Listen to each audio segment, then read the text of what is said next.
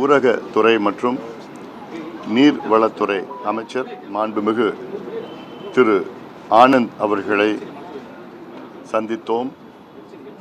அவர்களுடன் அதிகாரிகள், நீர்வளத்துறை அதிகாரிகளும் பொறியாளர்களும் அவர்களையும் சேர்த்து சந்தித்தோம். பிறகு தமிழ்நாடு பொதுப்பணித்துறை மற்றும் நெடுஞ்சாலைத்துறை அமைச்சர் மாண்புமிகு திரு ஆதவ் அர்ஜுன் அவர்களும் இந்த கூட்டத்தில் கலந்து கொண்டார்கள். முதலமைச்சருடைய சிறப்பு ஆலோசகரும் இந்த கூட்டத்தில் கலந்து கொண்டார்கள், ஜான் அவர்கள்.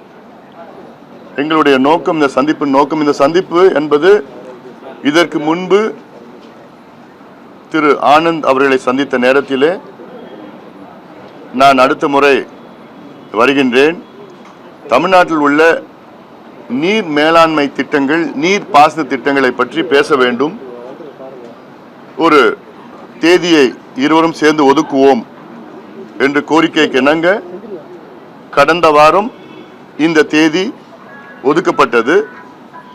அந்த அடிப்படையிலே தான் இன்று வருகை தந்து கிட்டத்தட்ட ஒரு மணி நேரம் தமிழ்நாட்டில் உள்ள அனைத்து விதமான நீர் திட்டங்கள், நீர் மேலாண்மை, அடுத்த 50-100 ஆண்டுகளுக்கு அரசு என்ன செய்ய வேண்டும் என்று ஆலோசனைகளை கொடுத்தோம், அனுபவங்களை பகிர்ந்து கொண்டோம்.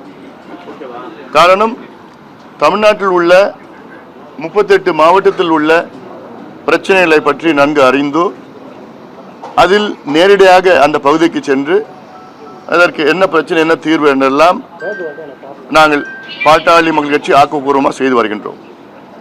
அந்த அடிப்படையில் தான் இந்த சந்திப்பு ஒரு ஆக்கப்பூர்வமான சந்திப்பு. இதை இந்த புதிய அரசை, அதாவது ஒரு வித்தியாசமான அணுகுமுறை, அதாவது எங்களுடைய ஆலோசனைகளை கேட்பதற்கு ஒரு வித்தியாசமான அதிகாரிகளை வைத்து இப்படி ஒரு கூட்டத்தை நடத்திய அரசுக்கு எங்களுடைய வாழ்த்துக்களை, பாராட்டுகளை நாங்கள் தெரிவிக்கின்றோம். இதில் நாங்கள் இப்போ பேசிய திட்டங்கள் பார்த்தீங்கன்னா, காவிரி குண்டார் திட்டம். காவிரி குண்டார் திட்டம் என்பது அந்த பகுதி தென் மாவட்டங்களுக்கு செல்லுகின்ற காவிரி உபரிநீர் திட்டம். அங்க தென் மாவட்டங்கள் மக்கள் இந்த திட்டத்திற்காக கிட்டத்தட்ட 50 ஆண்டு கால கோரிக்கை.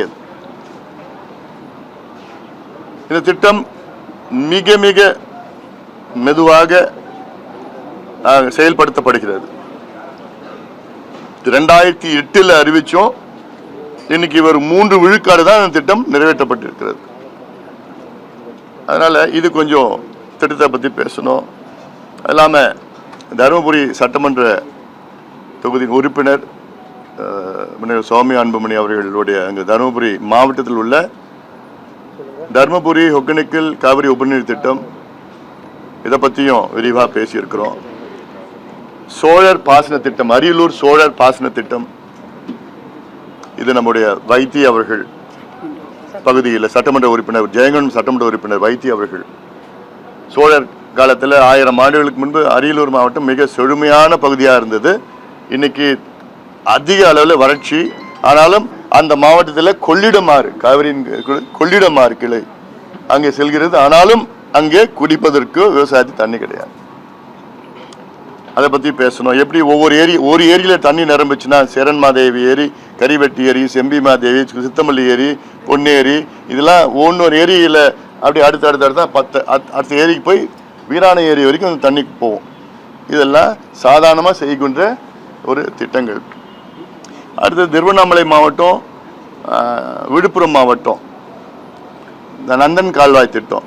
இதுதான் இதுக்கு முன்பு இருந்த அமைச்சர் ஏவாவேலு அவர்கள் சொன்ன மறக்க முடியாத ஒரு வசனம். அன்புமணிக்கு 3 வயசு இருக்கிறப்பவே நாங்கள் இந்த திட்டத்தை நாங்கள் அறிவித்தோம். ஆனால் இன்னைக்கு அன்புமணிக்கு 57 வயசு ஆகுது, இன்னும் அந்த திட்டம் நிறைவடையலை. ஒரு சின்ன திட்டம் தான். அதை பற்றியும் பேசணும்.